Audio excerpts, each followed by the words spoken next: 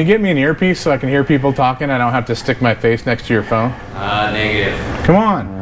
We live in the future, but I'm behind. You don't have Bluetooth? We're live on Facebook. So during the Chase period, we can talk smack about Chase. Please. Why? Please. Everybody. All right. Oh, Chase. I don't want much, Chase. I really don't want much. I just want my audio visual guy, Chase, to give me an earpiece so I can hear people when they're talking to me. That's all I want. Secret Service style. Why can't you do that? You know, isn't it possible? I cannot find it. Give me a week or so. I'll work on it. So you don't know. Because what you're saying, you have no clue whatsoever. I gotta go to my University of YouTube to figure this out. Okay. So, hey you guys, thanks a lot for tuning in. It is Tech Tuesday. And I apologize for last Thursday. Some people asked if we were both drinking before that. No, we were not. That's pretty much every single day, me and Steve. And pretty much Steve and everybody else. That's just the way he is. So get over it. It's normal. Tech Tuesday, we are going to expand on our front-end geometry stuff that we did last week. The reason is that a lot of you guys asked us, hey, what about this? What about that? Well, the truth is that when it comes to front-end geometry, there's a lot to talk about, and I could spend easily an hour on every little aspect of how that stuff works. And we kind of blew through it as fast as we could to give you an overview. Apologize, some of you wanted more details, so we're going to give you a little bit more about that right now. While I'm erasing last week, just so you guys understand, there is no preparation whatsoever around here. We don't do that. We kind of just show up and say, hey, 5 minutes ago, what are we going to talk about? Chase wanted to talk about flowers, rainbows, YXZs. For some reason, YXZs. He also said baby goats. For some reason, Chase likes baby goats. Fainting goats. I don't know why. Well, oh, so you just want to see one faint. There's no other reason for the rest of it. I want something in my life that I could intimidate. So you have control issues? Yep, very much so. And you're basically looking for a little bit more control. Yep, I blame my father. All right, thank you. Well, I happen to know your dad, and I'm pretty sure he didn't have all that much control over you. So, now last week we talked about front-end geometry. I gave you a little bit of a list. The things that you would start with when it comes to designing one. I erased it, but I'm pretty sure it said, from memory, you're going to start with a wheel.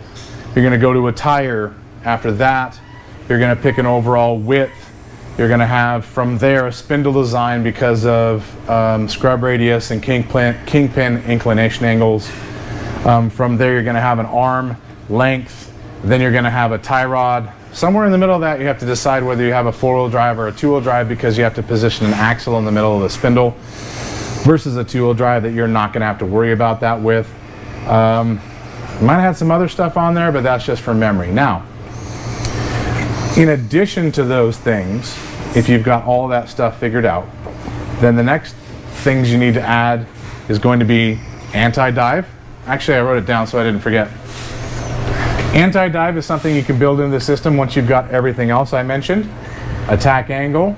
I'm going to go back and I'm going to talk about four-wheel hub, or four-wheel drive with a hub, axle angle. I'm going to talk about a little bit more ground clearance and also rod end, uniball, and ball joint. All of those things also play into it in addition to what we talked about last week. So, anti-dive. Last week, we were drawing a front end with a tire from the front and arms this way. This time, I'm going to draw a tire from the side. If you're looking at the car from the side, and you've got a spindle in the middle, A-arm right here, and a lower A-arm. I'm going with typical A-arm design right here, right? Chassis, front bumper, bumper, cage. All right? Front end of a car. Anti-dive is through geometry setting up a system to where when you hit the brakes that the nose of the car just doesn't dive nose first into everything, and that's pretty typical. It's typical with street cars. It's very typical with off-road cars because you have so much travel, because you have such a soft system when it comes to spring rates to try and resist the nose diving in. The actual function of anti-dive is drawn out like this.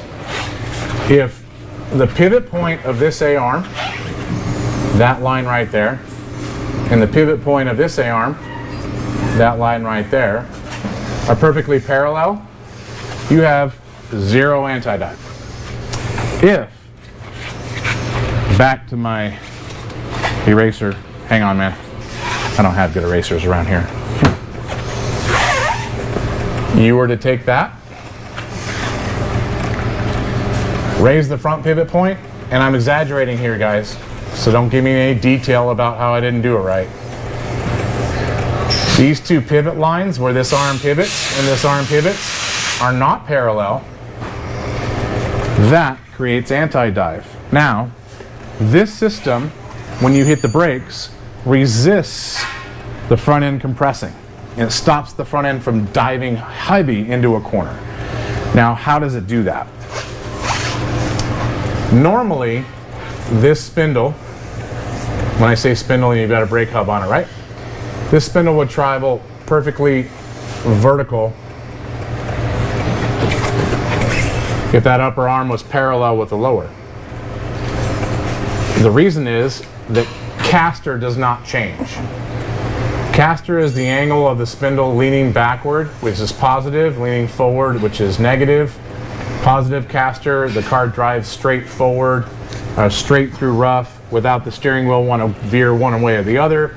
If you take the spindle and you lean it farther forward, the farther forward you go, the more it wants to turn instantly for you and lean in and actually turn when you don't want it, actually.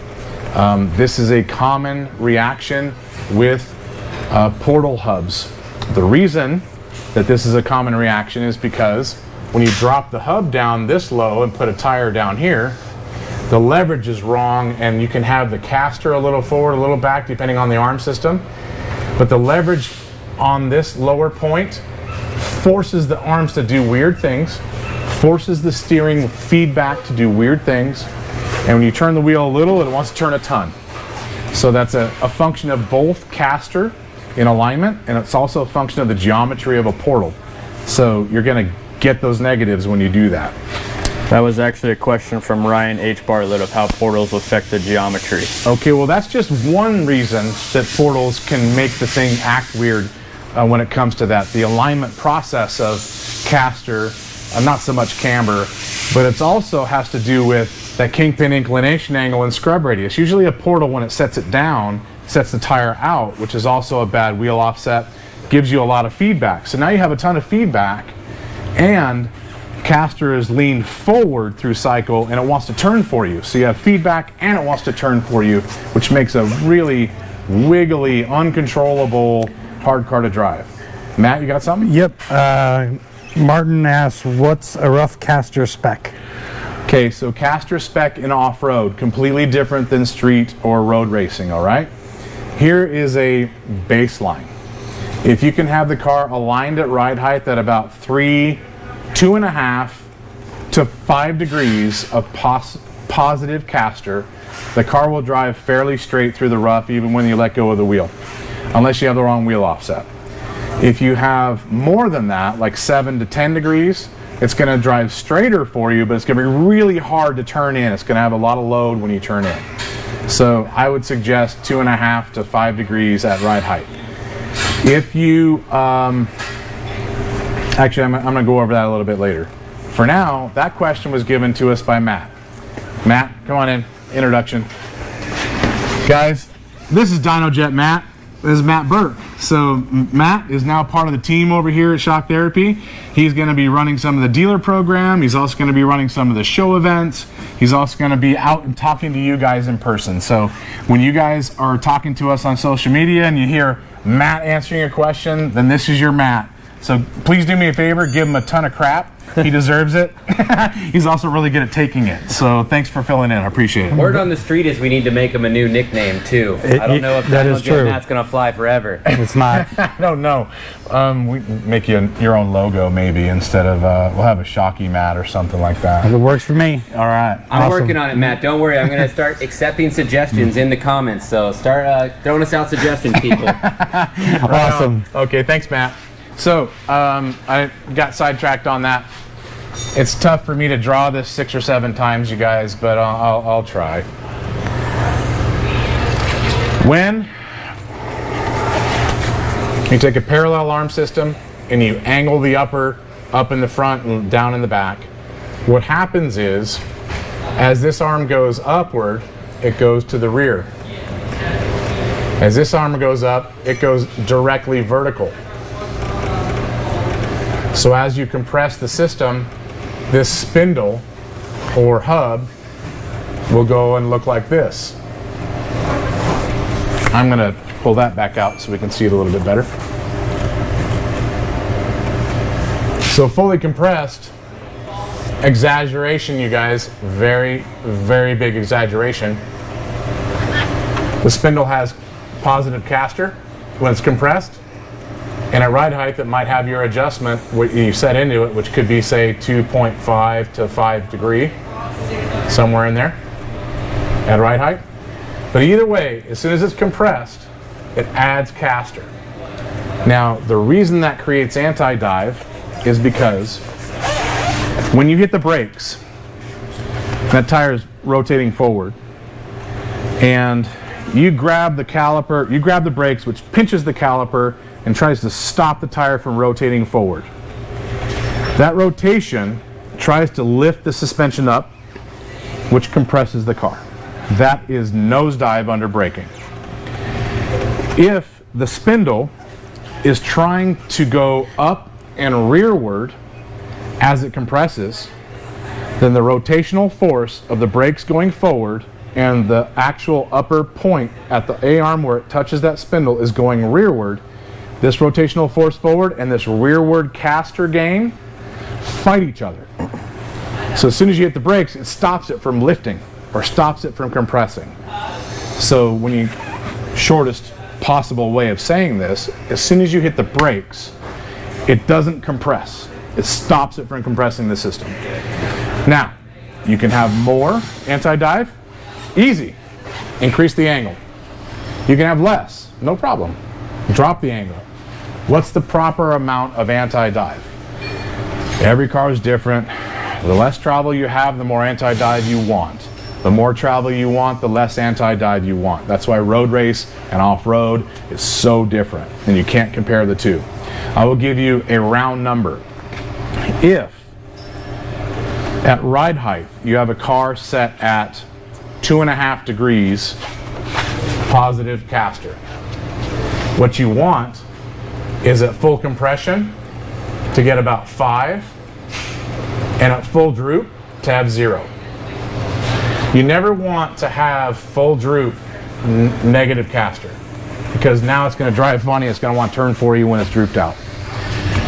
At the very, very least, you want 0 to 1 degree when it's fully drooped out.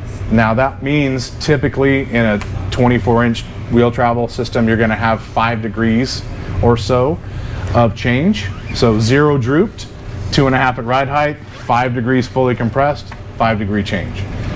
How do you get 5 degrees? Well, every car's different, but I'm going to give you a round number. Usually, the upper A-arm pivot point is at 5 degrees. 5 degrees change compared to the lower is going to get you about 5 degrees of caster change throughout 24 inches. If you have less travel, then you need way more of that upper arm change to gain caster. Questions, because I'm going to go to attack angle next. Yeah, Jake Barner, what is front to rear braking ratio to reduce nosedive? Could you add more braking power to the rear wheels? Yeah, if you add more brake to the rear, nosedive is lessened. The problem is that the rears are going to lock up sooner than the fronts, and what will end up happening is you lock the rears, you end up sideways coming into a corner, and it might be a little bit squirrely. A little bit of that is good. You can set the car up bitching coming into a corner pinned, but too much is a problem and you end up losing it. So typically front brake bias is like 60 to 70% more than the rear. When you slam on the brakes, that'll end up being about 0 front to rear. They both have about the same traction. So too much in the back is a problem. We've actually done that in races where we've had no front brakes, and it's really a bitch to drive with just rear brakes, trust me. Matt, you got one? Yeah, I've got Eric Joangle. I replaced my rear lower radius arms to high arch on my 19 XP4 1000. He's got the gold ride improvement system on it. I noticed more camber due to the new taller BFGs 32s. Wheels tipped toward engine. I set at 1 degree top in. Is this too little for the best contact patch and hard turns at speed? So taller tire does not change camber. Taller tire is just taller. So whatever camber you had, it's the same whether it's tall or short.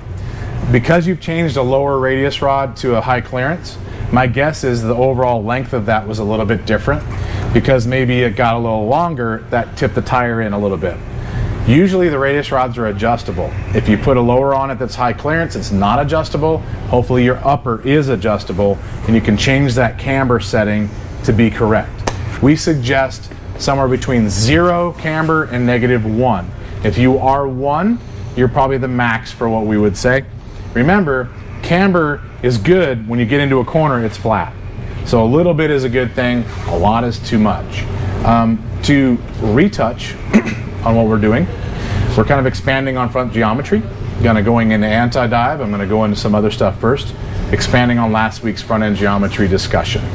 You guys, last questions before I go into the next thing. Yeah, one from Ryan H. Bartlett. I have portals, and if I turn all the way to where the left tie rod is bottomed out against the rack housing, and I go over a log, it turns the tire even more to the left. Why is this happening? Okay, 2 things. 1, portal geometry is going to do that to you. That's why we don't suggest portals if you're going to drive fast, because it's hard to drive. That is probably something that you're just going to have to live with when it comes to portals. 2, it could be if you've changed the upper and lower arm to an aftermarket set, that it might have given you a caster setting that's too far forward or too far back. If the caster is too far back, typically it won't turn for you. If the caster is too far forward, which is negative caster, it will do what you're talking about. You turn in and it turns more for you. But the fact you said it hits a log means it's probably not the alignment, but I would look into the alignment and see if you can change it. If your arms are not adjustable for alignment reasons, that's not the problem. It's definitely in the portal, and that's why we don't suggest them for anybody that drives fast. I got one from G Mike. G Mike. You're talking about anti-dive. What about weight transfer to help set your car to corner entering if you totally block nose diving? Okay, so weight transfer and nosedive are definitely connected. If you don't have very much weight high, typically the higher that you have your weight, the more it's going to transfer to the nose when you hit something. The same is the case when it comes to body roll. The higher you have all your weight, say a luggage rack full of stuff, the more body roll you're going to get.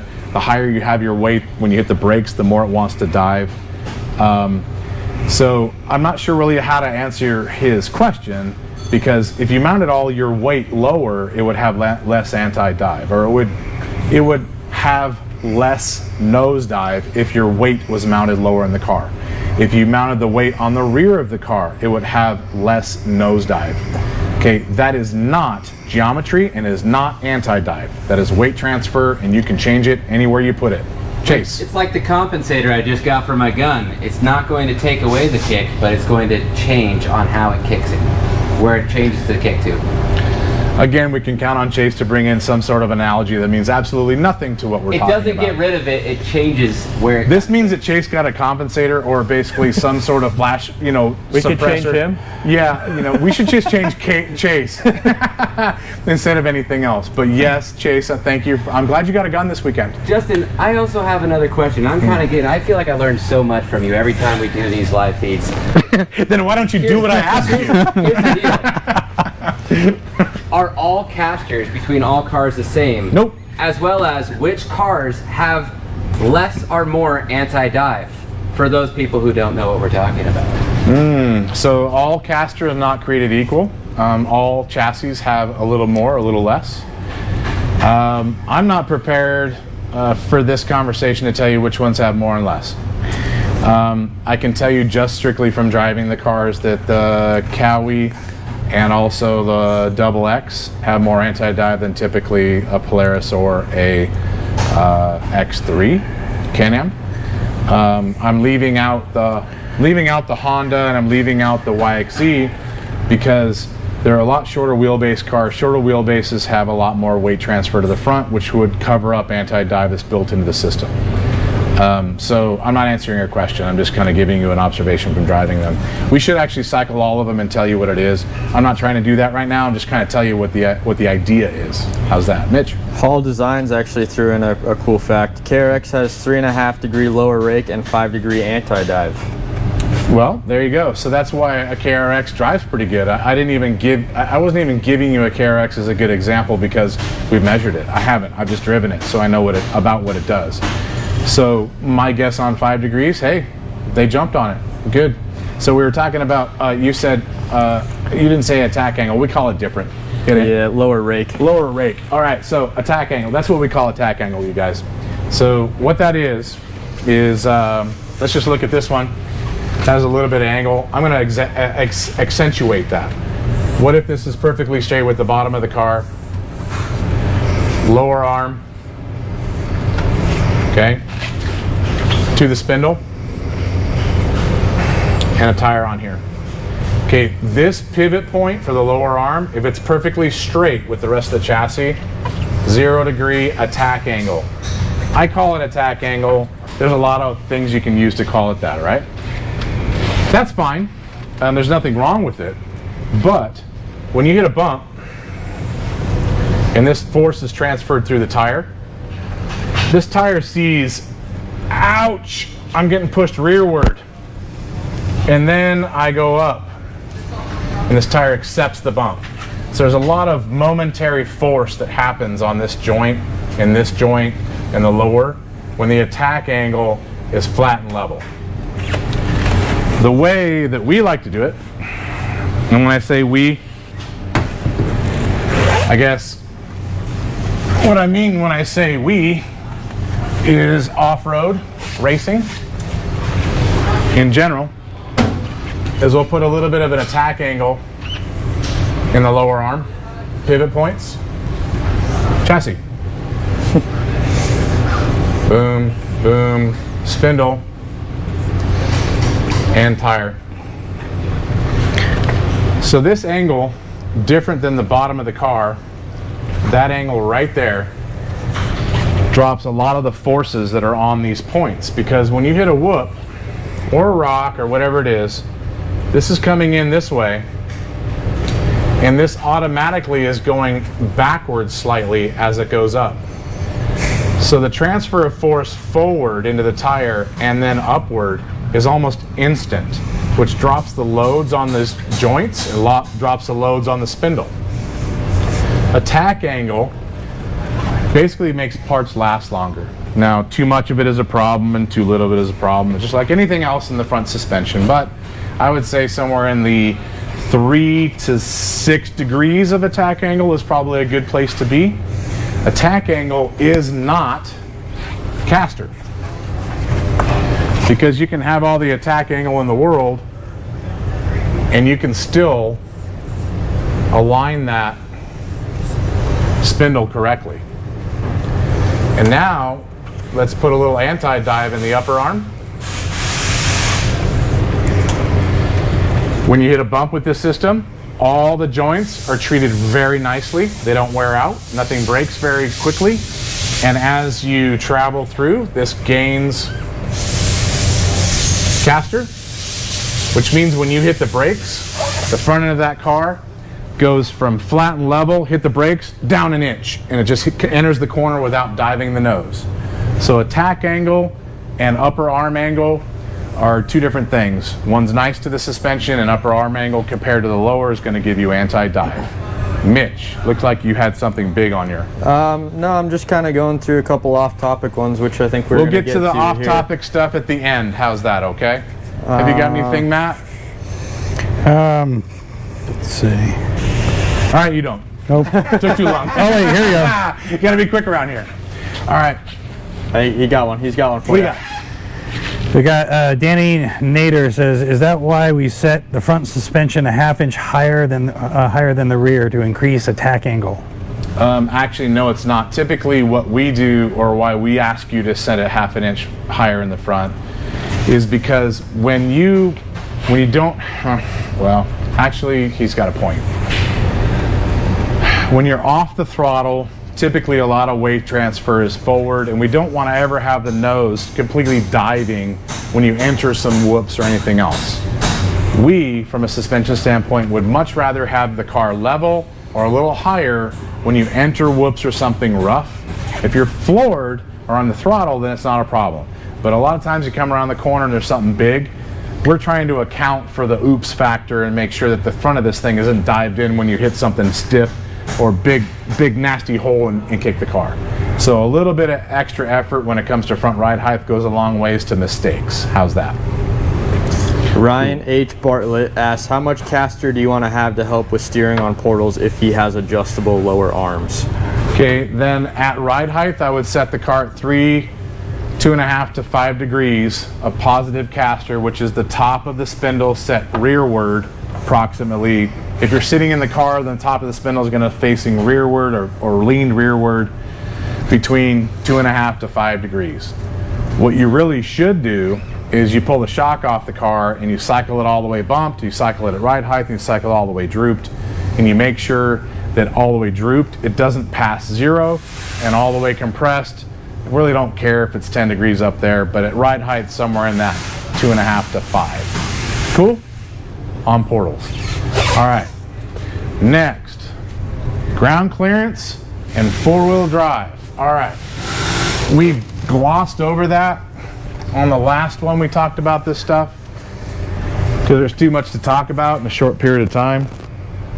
But when it comes to four-wheel drive, so back to the front of the car, looking at A-arm, spindle, A-arm, spindle. A four-wheel drive spindle is going to look something like that, where the center line of the hub is in the center line between the upper and lower pivot. And this is pretty much every single, this would be an axle. This is pretty much every four-wheel drive vehicle. The reason that they do this is because this height of this axle has to be the same percentage from the lower control arm pivot and the upper control arm pivot. So let's just say this is 50% on the chassis, then this has to be 50% out here. The reason is that if you did it where this was 60% and this is 40%, then basically as this cycles, the axle is going to want to pull out.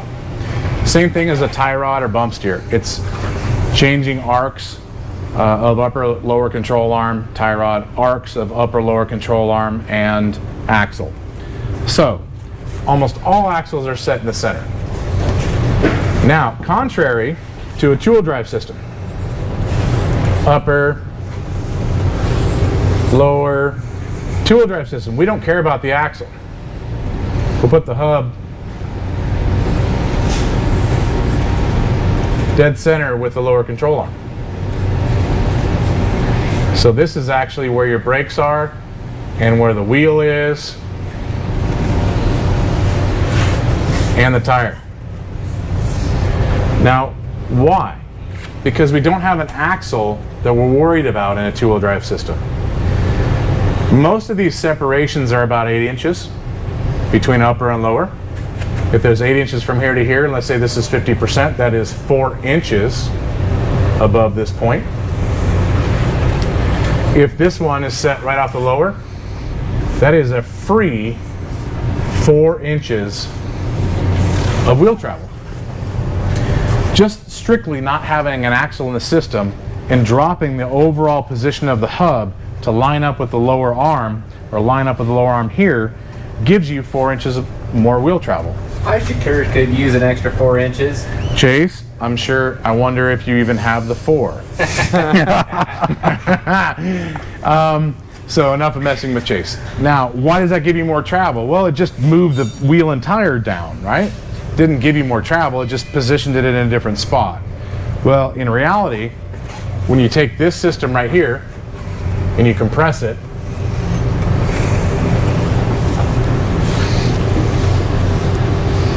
with a centerline axle, let's just say I'm going to throw this out here.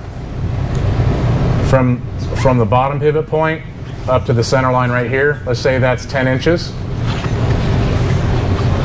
If this was changed to a 2-wheel drive,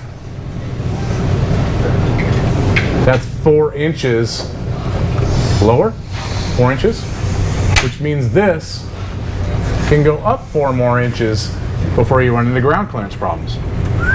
So overall, you're going to get more compression travel in your system if you have like a 2-wheel drive system where the center line of the spindle is lowered to the lower arm, because the ground clearance would be the same.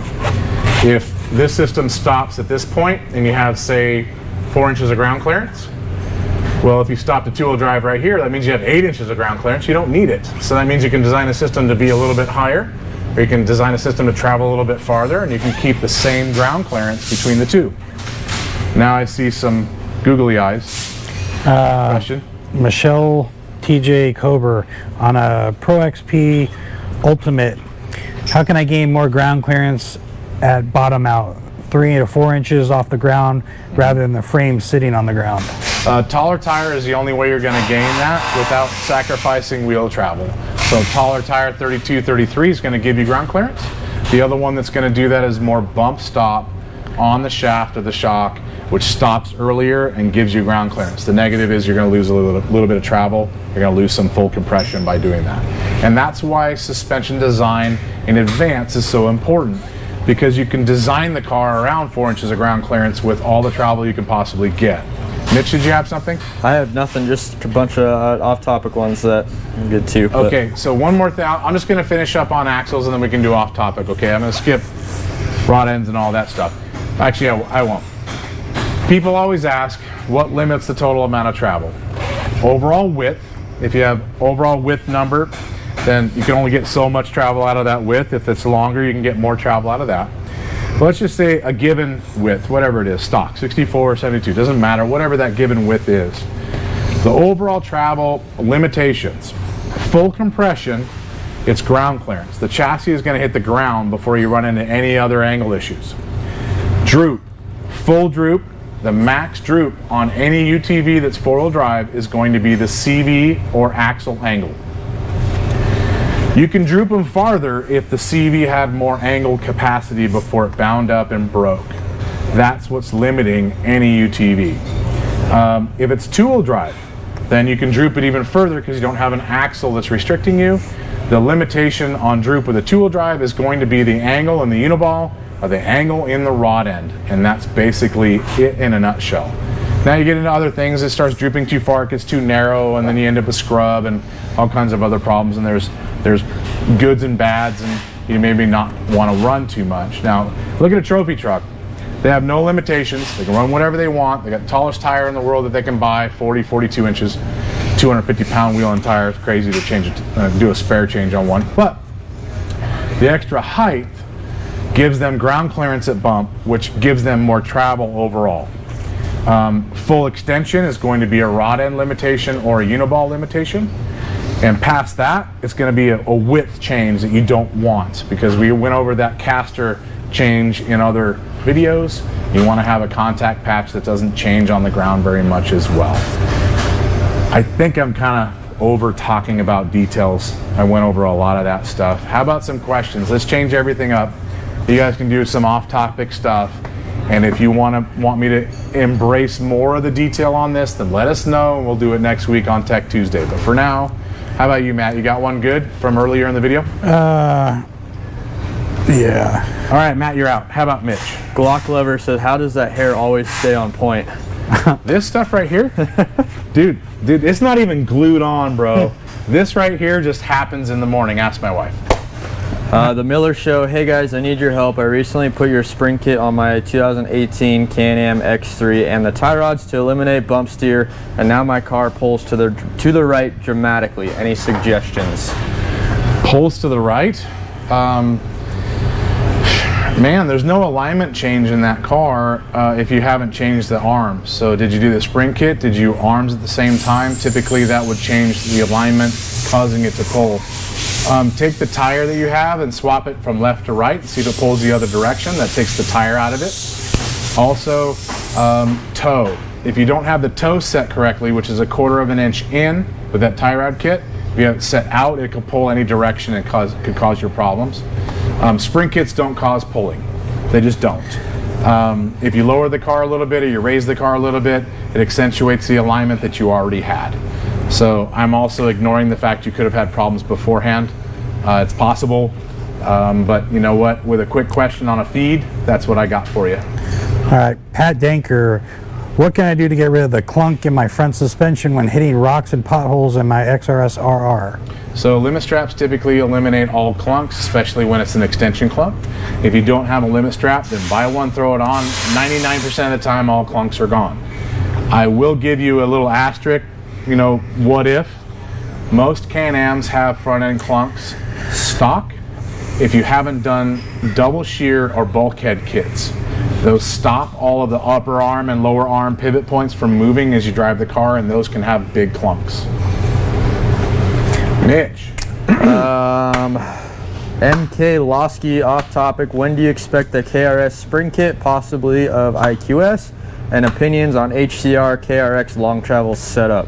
Okay, so spring kits for KRXs are at least 2 weeks away. They were about a month away 2 weeks ago. So as soon as we get those in, we'll let you know. It's coming. We've got all those springs on order.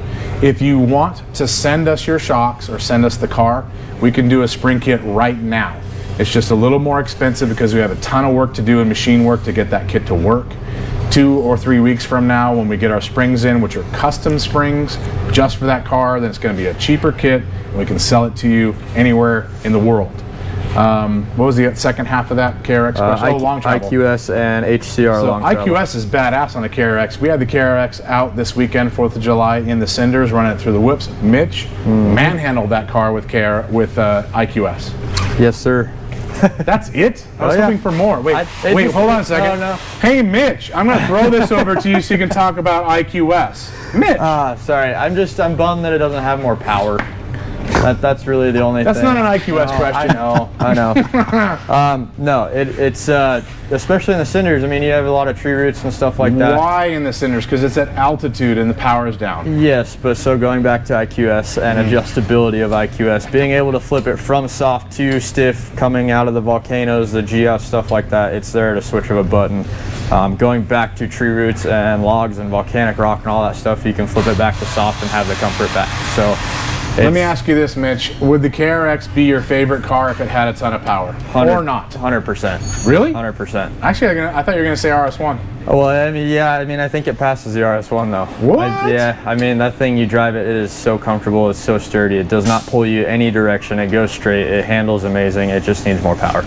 Okay, Kawasaki, I would like you to send my check to the shop address, care of Justin Smith. Thank you very much.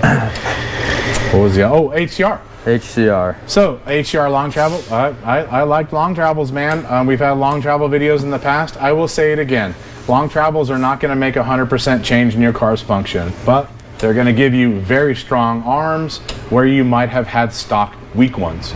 So in my opinion, I think that long travel, its biggest benefit, honestly, is in strength. It does make the car ride better, especially if you tune it, so you have that advantage as well. So HCR on a KRX, yeah, hell yeah. It makes a good car better. Matt, you got anything else? I do have a feature request from Jake Bim. More video stuff? Yeah, okay. Thank you for all of your information. I know that rock climbing and trail riding is not your main focus, but the guys in Tennessee would love to talk suspension setting for rock climbing and trail riding. So thank you for tuning in. I really appreciate that. I am sorry that we just don't concentrate on rock and trail. If we did it more, then I would have a ton more information for you. Here's one thing I'm going to tell all of you guys in rock stuff, okay? If we can make suspension in general run through the whoops out here in the desert without you feeling it, without the whoops affecting the car and that car being flat and level through all that stuff, and we can keep the car from bottoming out in a big nasty washout and G-out, then that suspension system will work amazing in the rocks. And that's one of the reasons why we don't concentrate strictly on rocks, because we know that rocks are awesome if we do our job in the big stuff that we deal with out here. Now that's not just me, That is other people that race rocks. It's other people that run rocks consistently giving us input. So that's where that's from. Just a heads up. But thanks for tuning in. Chase, we got a live something one. Meaningless you're probably going to talk about. We got a live one. Sony is on the line, or Sonny. Sonny. Where are you at? What you're driving, man? And what's your question? From Southeast Indiana, I have the 2018 XP1000. And my question is on sway bars. I was wondering why you guys design or use a factory style sway bar compared to something like the Zebra, where it's like a torsion bar. Okay. So that's a really good question, and I'm going to lay it out real plain, and it's going to piss off the guys with hollow bars. A torsion bar and a sway bar are the same thing. A hollow bar and a solid bar act different in a couple of ways. What you're talking about with a hollow bar that's splined versus a solid bar that's one piece without arm links or without splined arms on the end of the splined bar. The reason that we don't do that is because a hollow bar with splines and arms that attach has a shelf life, meaning it has a cycle time. That might have 100,000 cycles. In 100,000 twists, which isn't very hard to do, then they fail and they break. And also, a hollow bar does not have a max twist angle that's very good. So you come into a hole sideways, one side winds up and the other one does not. A hollow bar might have, for instance, 60-degree maximum angle before it breaks. If you go to a solid bar like we run, more factory style like you said, where the arm and the bar are attached, it has an overall twist rate of about 100 degrees before it breaks. So you don't typically break those. Also, the cycle time on those is beyond a UTV, like 500,000 to 1 million cycles. So a solid bar like we run doesn't break. A hollow bar tends to have a shelf life and will break. Now in racing, usually that's once a year. You'll find the guys changing sway bars every single year or they'll break them. So that's the reason why we don't run that bar. It's way cooler looking. I love seeing them on cars, but for us, we want longevity, and that's the reason why we run what we run. Awesome. Shirt size, color, we'll send it to you. All right, thank you. Thanks, man. We got Rob Wick. He said, I would love to bring in my new 2020 Can-Am Max Turbo RR. Where would you start with first upgrades from your company? I am looking to double shear most parts through TMW off-road per your recommendations via YouTube. Right on. Okay, TMW, great suggestion on double shear. Thanks for doing that. You should do that first. Well, actually with us, you can do it before or after. Just do it before you beat on the car. First upgrade is always going to be spring kit so you can get your ride height back and maintain the ride height throughout the car life. Second, you're going to do shock internals, and on that X3 you're going to do internal mods and bypass tubes with us. Night and day, drastic change. The car is going to run through the biggest stuff without any issues. Matt Burke can attest. He actually has one with our kit on it. Yes, I do. All right. Makes a world of a difference. There it is. So I would do the spring kit and shock internals, and then depending on where you drive, I would do a front sway bar or a rear sway bar to knock down the body roll depending on how you drive. Chase. We got Ryan K. Mitchell on the line. What's going on, Ryan? Haley again. What's going on? Haley again. And Justin, look at this. Of course. What do you got? So look at the limiting strap right here. I called about this a couple times, and you guys actually sent me a replacement. It's kind of hard to see, but after I had put it on, or you guys had put it on out in Glamis, you put this retaining bracket on here, and I noticed it rubbing. It's taken about maybe 1/8 of an inch out of it. Now my thought was to just paint it real quick and throw it back on or run it out for a day trip and see if it rubs again. But I'm curious if you guys had any issues with people rubbing these things down, because it's taken probably half the material out the bottom of the bracket here. So My thought was either just do that, and then if it scores it down again, just grind those tabs down.